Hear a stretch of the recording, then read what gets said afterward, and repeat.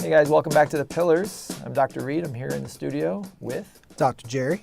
And Chaplain Jim. And, we're excited to talk to you guys today because, we were sitting back and reflecting a little bit about all the different Pillars episodes that we've done. And, to summarize them all, we recognize that we regularly talk to you guys about human performance and development and growth and tips for growth. And that's really the tenor of a lot of our 5 Minutes to Thrive. It's all based on helping you fix problems or challenges that are going on in your life with some pretty practical tips that you can start doing today. And that's all great, and that has its place. But we start, and we're thinking about, here we are at the beginning of the year, and we're, maybe setting SMART goals for ourselves and thinking about what we want to be in 2019, what we want to become. And the question comes, how will we know when we got there? How will we evaluate? How will we know if we're enough? How will we know if we've achieved the goals? And in part, we set SMART goals for that reason, so that we'll know exactly when we've achieved them. But I want to talk a little bit more about just maybe a bigger discussion about when is enough enough? How will we know when we're enough, when we're good enough?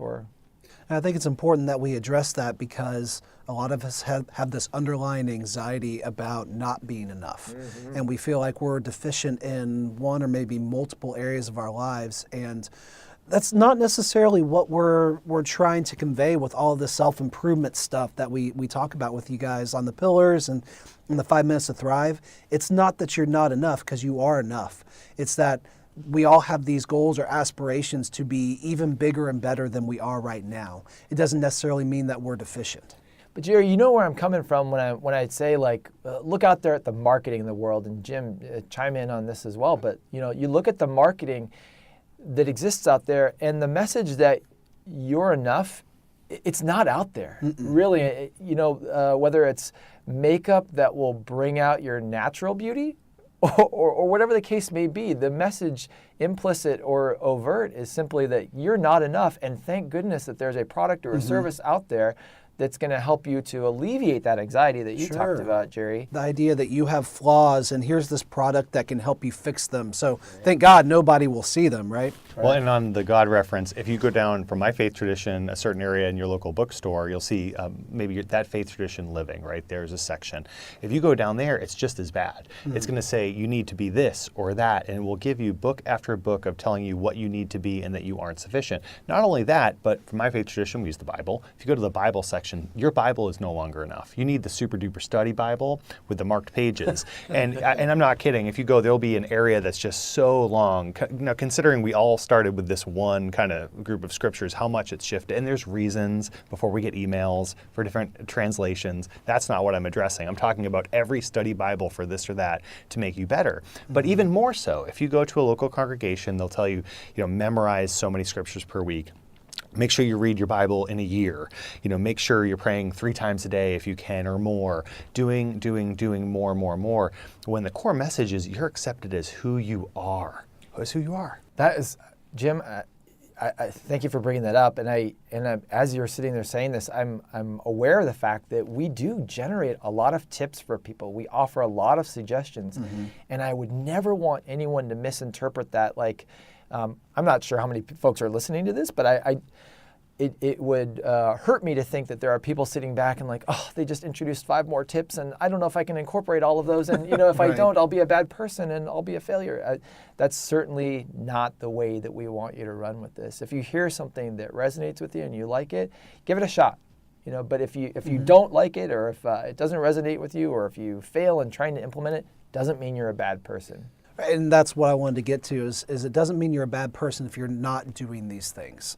And I think there's a lot of societal expectations out there for what you should be or what you feel like the expectations of others are. And this is not just given to us by advertising and marketing, but also by self-promotion. Go on any of your social media sites and you're going to see people presenting their best life, the best moments of their life, their perfect selfie that they took maybe 100 times and finally got the right one. And so now you're trying to compare your honest self with all these other people's best selves.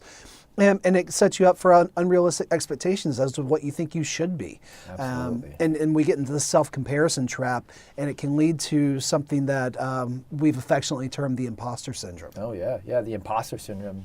Have any of you guys ever gotten into a new role or found yourself in a new position in life and wondered, gosh, I wonder how long it's going to take for people to figure me out? They're going to know that I don't belong here. I'm not as smart as these folks. I'm not as athletic as these folks. I'm not whatever. The implication is I'm not enough, and that if people only knew my deep, dark secret, they would shame me. Insert your worst case scenario, your whatever your catastrophic thought is about this. But essentially, I'm not good enough. I'm not enough to be here. And I'm going to have to fake it while I'm here so that people don't discover that I don't belong here. We say that, don't we? We say fake it until you make it. And there is something adaptive about that. I don't want to shoot that down. But it implies that, again, you're not enough right now. And so you got to fake it until you make it, right?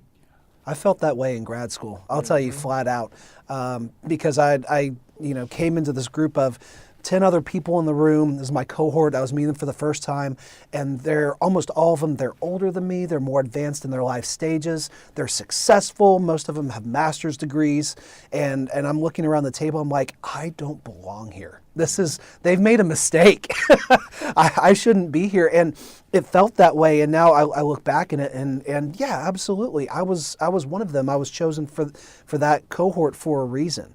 And I did finish the program. I did graduate, and I did, not to toot my own horn, but I did pretty well.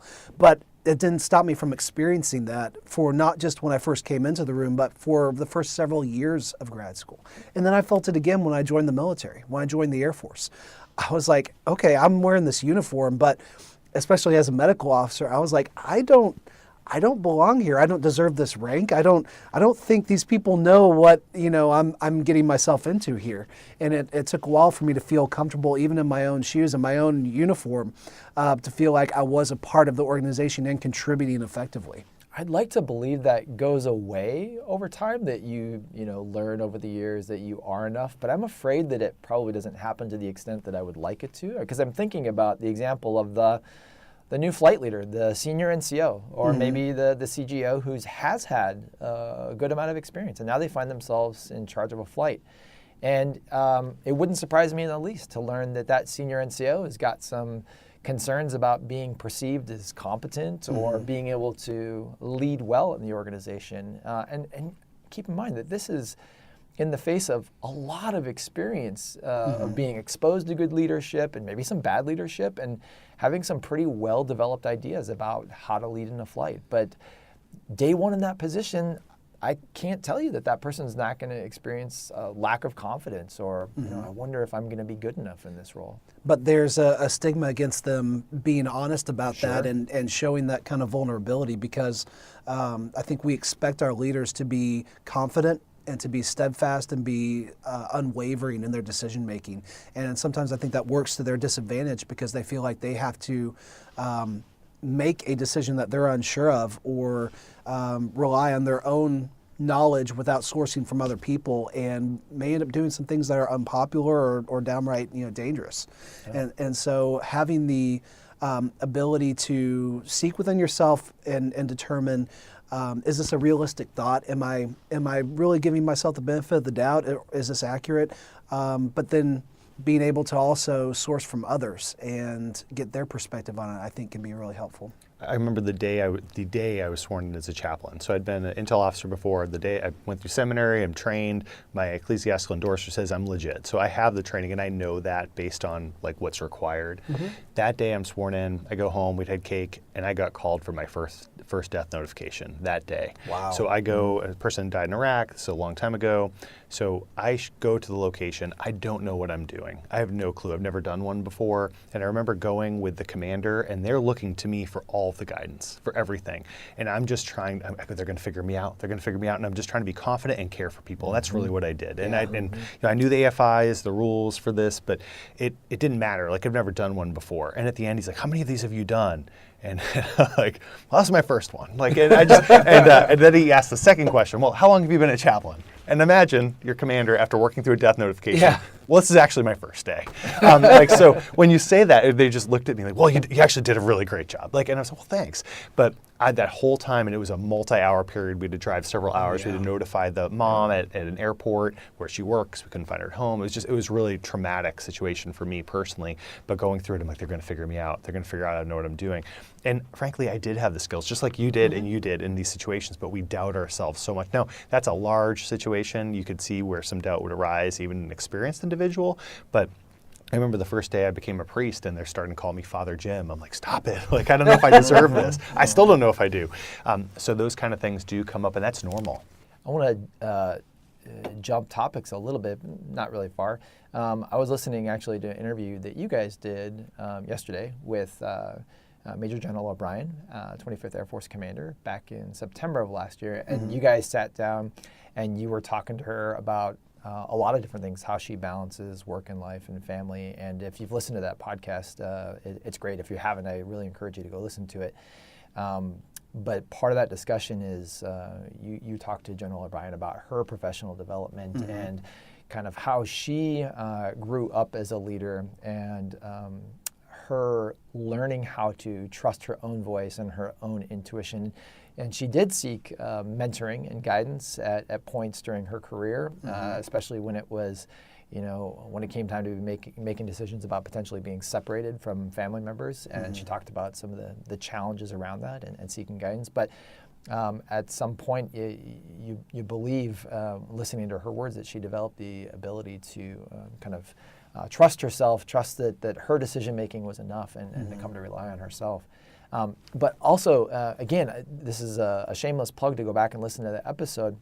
But one of the favorite things that I took away from that interview was she said, listen, I've read obviously a lot of good books. I've read everything I needed to for PME. I didn't shirk my duties in that regard. But her encouragement to airmen was to read books that are on topics that they are passionate about versus reading things that they think that they should read.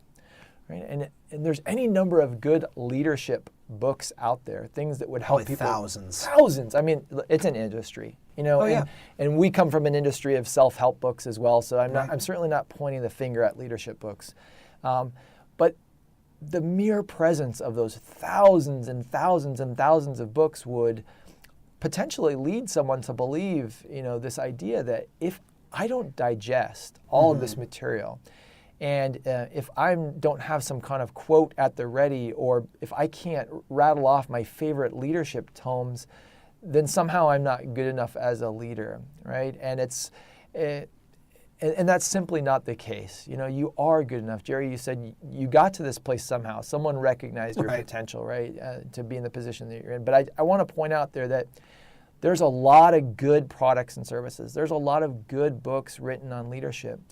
And you may or may not be drawn to them. It may not interest you. And I hope that you kind of take that as permission from a senior leader in our Air Force, that you can gravitate towards topics that are really of interest to you, and they're going to make you a more three-dimensional and well-rounded airman and leader. General O'Brien talked about her passion for chemistry and for science. I'm glad that we have someone leading our NAF that has got some outside interests. It makes them a more interesting, approachable, robust leader.